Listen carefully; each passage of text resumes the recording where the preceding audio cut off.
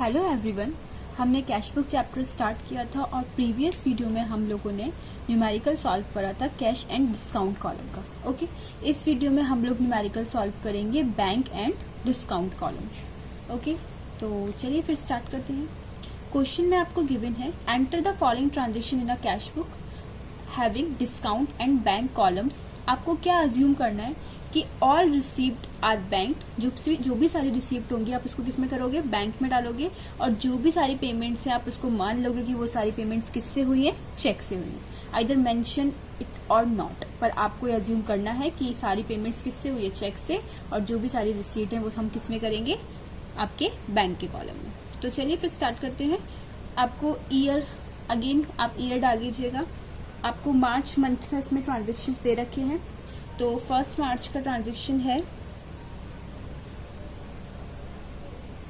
Open bank account with, आपने एक bank account open करा कैश के साथ, ठीक है। तो एंट्री अगर आप करो तो क्या करते हो, bank account debit to cash, ठीक है। तो आप कर दीजिए टू कैश और बैंक के कॉलम में आ जाएंगे आपके 20,000 रुपीज। और एक टाइप से आप देखो तो आपका बिजनेस बढ़ ही रहा है क्योंकि आपने अपने बिजनेस में पैसा लगाया। हमने बताया था अगर रिसीट है तो वो डेबिट साइड पे आती है और पेमेंट है तो वो क्रेडिट साइड पे जाती है। सेकंड आपको दे रखा है रिसीव्ड फ्रॉम हरी। आपको हरी से 5,800 रुपए रिसीव हुए in full settlement of his account of 6,000। आपको पहली बार तो रिसीव हुए हैं तो कहाँ पे जाएगा, डेबिट साइड पे। किससे रिसीव हुए, हरी से, ठीक है। अब देखते हैं कि हमको रिसीव कितने होने थे, 6,000 रिसीव होने थे, पर हरी ने हमसे कहा कि आप हमसे 5,800 रुपए ले लो। अभी हमने देखा था सारी रिसीट को हमें क्या मानना है, बैंक मानना है, ठीक है। इसलिए मैंने इसको बैंक के कॉलम में डाल दिया कि मुझे हरी से 5,800 रुपए मिलने कितने चाहिए थे, 6,000, पर हरी ने कहा आप 5,800 लो और अपना ये जो है रफा दफा करो, अब मैं आपको कुछ भी पैसे नहीं दूंगा, ठीक है। तो हमने कहा ठीक है। तो हमने एक टाइप से उसको क्या दे दिया, जब आपको हरी से पैसे मिल रहे हैं तो आप हरी को 200 रुपए का क्या दे दोगे, इसमें डिस्काउंट। हमने उसको डिस्काउंट अलाउड कर दिया। नेक्स्ट ट्रांजेक्शन दे रखा है फोर्थ में, sold goods for cash. Again आपने सेल करी है टू सेल्स करने से आपको क्या मिला है, पैसा मिला है। कितना पैसा मिला है, आपको मिले हैं 25,600 रुपीज। तो डेबिट साइड में आ जाएंगे। ओके, नेक्स्ट 6 मार्च को drew a cheque for petty expenses. अब क्या है, खर्चे हैं, पैसा जा रहा है तो किस साइड आएगा, क्रेडिट साइड। तो एंट्री डाल देते हैं हम, मार्च 6 बाय पेटी एक्सपेंसेस। कितने के खर्चे हुए हैं, 2,000 रुपीज।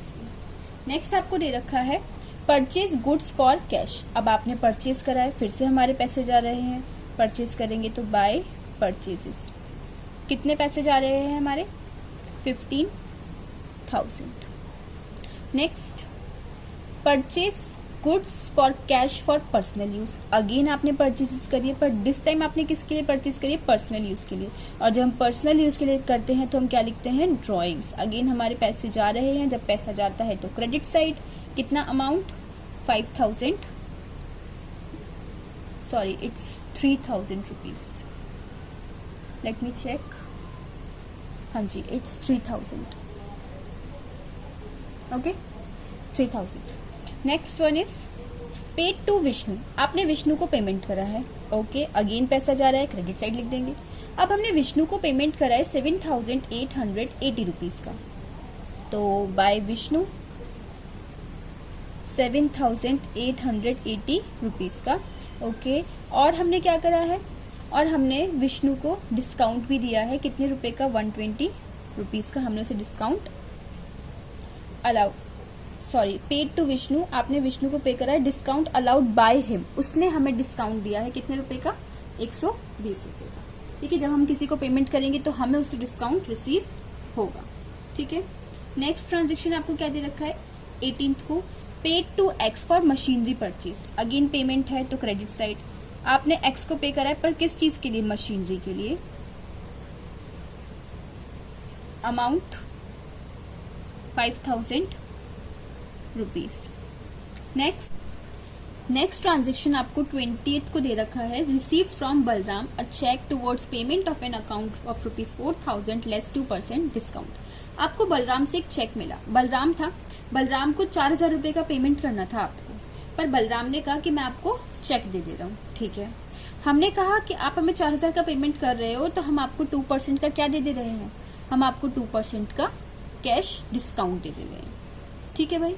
अब 2% 4000 का कितना आएगा, 80 रुपीज। इट मीन्स बलराम कितने का पेमेंट करेगा, बलराम हमें करेगा 3920 रुपीज का। तो हमने बैंक के कॉलम में डाल दिया 3920 और 80 रुपीज का क्या हो गया, डिस्काउंट, ठीक है भाई। आगे बढ़ते हैं। Receive from Arjun a cheque of rupees इतना एंड डिस्काउंट अलाउड। अब हमें एक चेक मिल रहा है किससे, 22 को अर्जुन से। कितने का मिल रहा है भाई, अर्जुन से मिल रहा है हमें 11,870 रुपीज का चेक और डिस्काउंट कितना है 130 का पैसा मिल रहा है, तो डेबिट साइड हमने डाल दिया।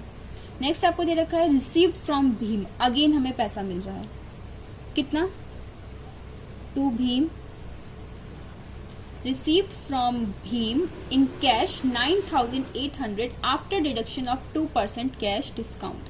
अब आप एक बात को समझिए कि आपको भीम से मिला कितना 9,800, ये डिस्काउंट करने के बाद है, 2% डिस्काउंट करने के बाद, मतलब ये आफ्टर डिस्काउंट का अमाउंट है 9,800।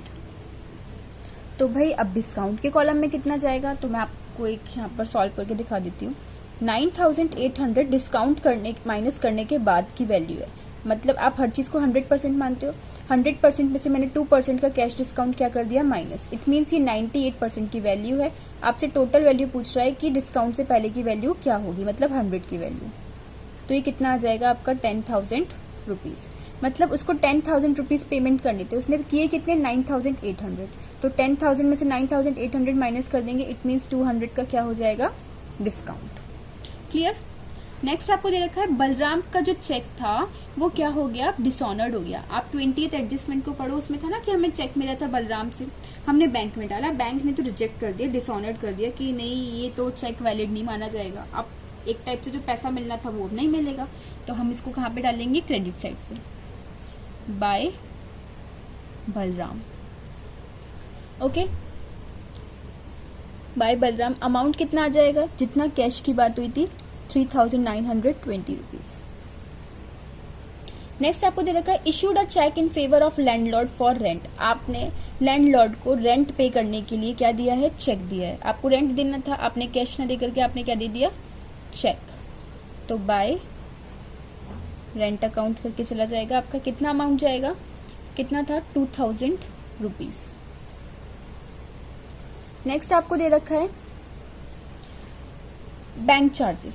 बैंक चार्जेस आप दे रहे हो, ये भी एक टाइप से खर्चे ही है, तो बाय बैंक चार्जेस अकाउंट कितना 120 रुपीज और बाय सैलरीज, क्योंकि आप स्टाफ को क्या पे कर रहे हो, सैलरीज, कितना 7,500। तो ये हमने सारे ट्रांजेक्शन्स को कर दिया है। अब हम क्या करते हैं, टोटल करते हैं रिसीट का और टोटल करते हैं पेमेंट का। इधर हम टोटल करेंगे पेमेंट साइड का, तो आपका जो रिसीट का टोटल है वो आ रहा है 76,990 रुपीज और पेमेंट का आ रहा है 46,420 रुपीज। इट मीन्स बैलेंस किधर बचेगा, इधर बचेगा जो बैलेंसिंग फिगर होगी, ठीक है, मतलब बैलेंस ईडी हमारी इस साइड आएगी। डिस्काउंट का टोटल देखें हम तो 610 और इधर डिस्काउंट का टोटल 120। तो 76,990 में से 46,420 को कर देंगे माइनस, तो 31st को बैलेंस सीडी कितनी बची, वो बची 30,570। अब आपका ये टोटल बैलेंस हो जाएगा 76,990, 76,990, ये 120, ये 610।